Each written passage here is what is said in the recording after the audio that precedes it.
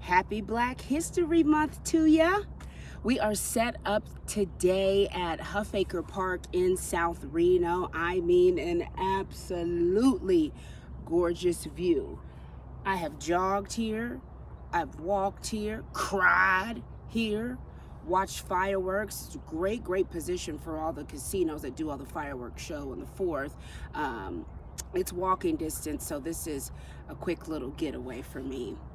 We are honoring all things Black this episode, and you check out the shirt too. Very obvious message here. This is from the Greater Cincinnati chapter of the National Association of Black Journalists, which is a national organization that helps journalists behind the camera, in front of the camera, content creators, public relations, communications, every facet of media and journalism. It's a space for us, and there are different chapters all across the nation. I wanted to offer this space exclusively to Black women, okay? This one's for us today. We are often the backbones of our families, breadwinners, guidance counselors, confidants, and more often than not, society puts forth so much effort to shrink us down, lower our excellence, and blend in. I am here to tell you to keep standing out. As you notice, my natural hair is out for this episode. It is on purpose so we can dive into how these beautiful strands grow from our head. Ain't nothing like letting it breathe and getting some sun on it. Hair in particular has really been a growing movement lately, where people feel comfortable to tell us how to wear our hair. The response lately: does my crown offend you? Here's some information on the Crown Act. It stands for Creating a Respectful and Open World for Natural Hair. More than 30 states have zero legislation in place to protect Black women and Black men from discriminatory practices. Your state is likely on that list. The act has passed in more than 30 individual cities, but that's not enough. Having this critical legislation adds hairstyle and texture to the definition of race, making employers' policies banning or discouraging protected hairstyles illegal. That includes braids, dreadlocks, twists, bantu knots, and glorious afros. I want to give a huge thank you to my sister, Tashara Parker. She really is my sister. She's a member of Delta Sigma Theta Sorority Incorporated. We haven't met yet. She works in Dallas at WFAA. She gained national attention and recognition for wearing her natural hair on air, and she uses her platform for good. So watching her posts has helped craft this episode. So I thank you so much for giving us a piece of you. You know, really the idea that, Black women, we need to follow societal norms to be valued as knowledgeable or worthy is beyond offensive. I was about 5 when my mom started putting relaxers in my hair, which that's what helps to straighten Black people's hair.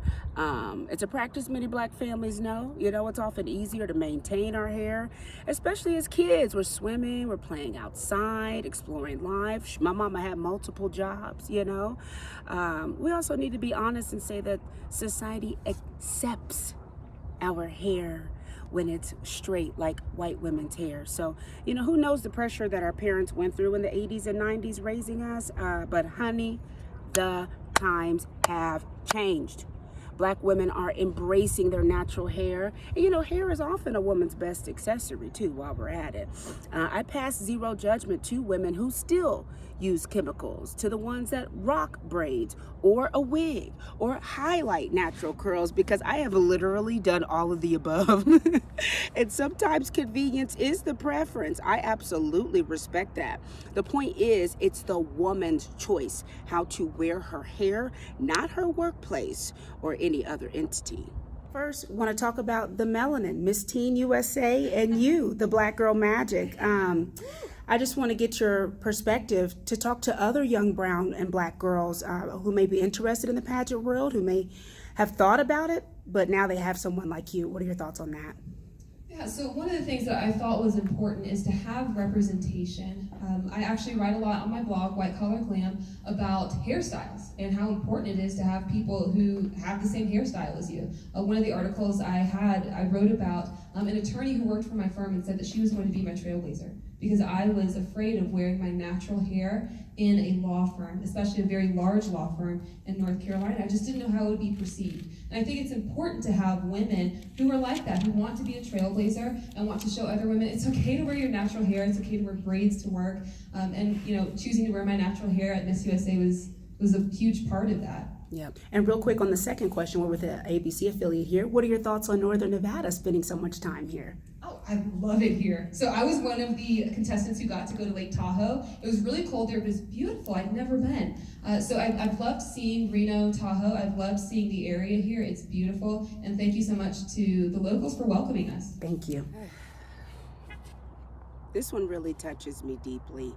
On January 30th, 2022, the world lost Cheslie Kryst, Miss USA 2019. That competition was held right here in Reno, and I was one of the first journalists to interview Cheslie after being crowned. That's a snippet of what you just heard. Watching her career take off, it really brought me so much joy. It's a harsh reminder you never know the battles that someone is facing. Social media, listen to me clearly, social media is just a highlight reel, okay? I talk to you about the Emmy. I don't talk to you about moving across the country, by myself, all the different things that have gone on, man. That's what keeping tabs is about, is peeling back that layer of just only posting at your highest. Let's get real. We're going through so much right now. You're really not that busy that you can't check on someone else, okay? And I don't know who needs to hear that. And I'm not saying it to myself, because after losing one of my closest friends, I have been incredibly intentional. When someone crosses my mind, they get a text. I don't care what time of day it is, they might get a call. Return it when you can. Also reach out if you are in a dark and uncomfortable place, because the strongest thing you can do is admit that you need help. We need to let go of this image to always be put together. This roller coaster of life has only gotten crazier since COVID has entered our world. But what Cheslie said is how so many Black women feel. Will this be accepted? Is it okay? We should not have those thoughts. And really quickly, I'm praying for her mother. She was raised by a Black woman. I was raised by a Black woman, and that Black woman has lost her sparkle. And I can't imagine what she's going through.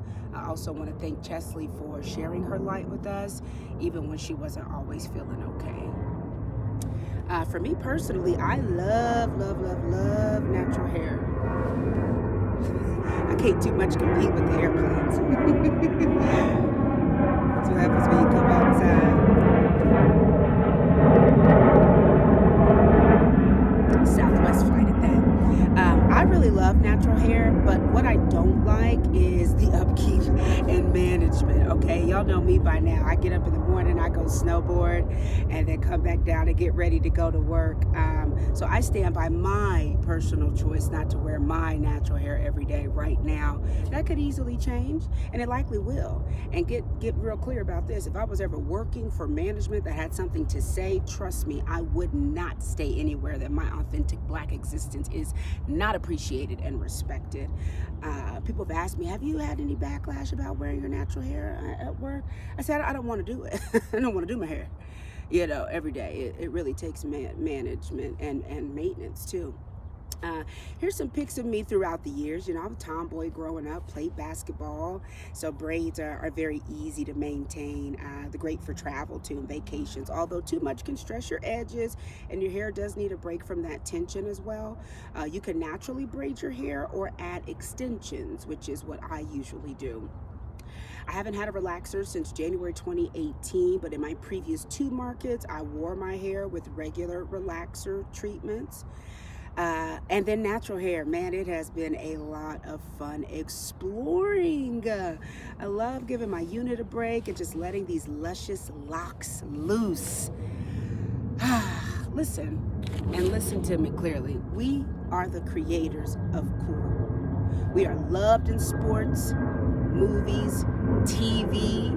Whenever we speak out on the injustices that we face, we need to be grateful. We need to move on from talking about slavery or Jim Crow and civil rights that are still not being honored and respected as we speak. What is this? We need to be grateful for where we are. I'm one of the first Black female anchors, main anchors in Reno, Nevada. grateful to God for the opportunity, but I'm not grateful for that title since from 2018 to 2022 and counting, you know? I don't know. I just feel like Black people, we are criminalized for how we show up in this world, and I will never be complicit in that atrocity. I'll never lean on the side of making white people comfortable over telling my truths, okay?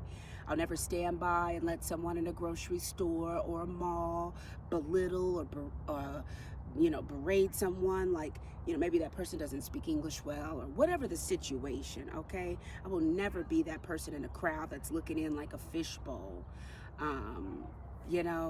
I will never have someone feel that they're alone in the crowd. It really saddens me just how selfish and judgmental this world is. I feel like it's really magnified now that we can record rudeness, racism, and resistance.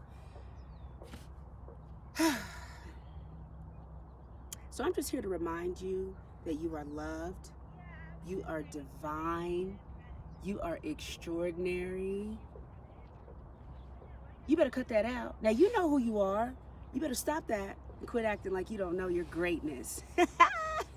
Man, this just felt great. It felt great to speak freely and so honest. The things that I don't say on the news, because we're neutral. This is not the news. This is keeping tabs. This is my platform, my story, and my purpose. And it's my job. God has given me this job to inspire. I had a really good friend, Darion, tell me the story is not yours to keep anymore. So I have to pass it forward. Never let someone question your worth, your talents, appearance, or purpose, okay? You got this. You got this. And remember, Black history is American history. Okay? I'll see you on my next adventure.